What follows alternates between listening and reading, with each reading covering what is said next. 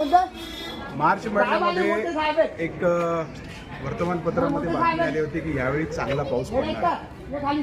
परंतु थोडंसं पावसाने आपल्याला त्रास दिला. त्याच्यामुळे 10 ते 15% आम्ही कपात दरवर्षी करतो. परंतु मला याच्यामध्ये थोडंसं कुठेतरी षडयंत्र दिसतंय.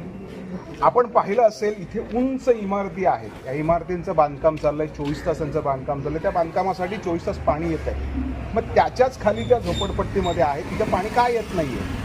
10-15% कपात ही आम्ही मान्य करू शकतो, परंतु इथे 50% जी कपात आहे याच्या पाठी काहीतरी महानगरपालिका कर्मचारी आणि विकासकांचं षडयंत्र आहे.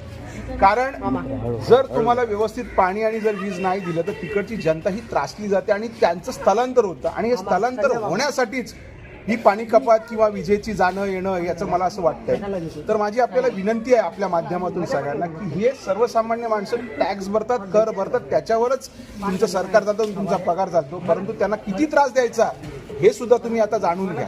एक दिवस असं येईल की त्या पाण्यासाठी, जसं सांगितलं होतं की तिसरं महायुद्ध हे पाण्यासाठी होणार आहे, त्याची सुरुवात या भांडूप टेकडीपासून होईल. जसे माझे मित्र बोलले की ज्या ठिकाणाहून संपूर्ण भांडूपला पाणी दिलं जातं तिथेच पाण्याची वणवण आहे. हे कुठलं होतं काय?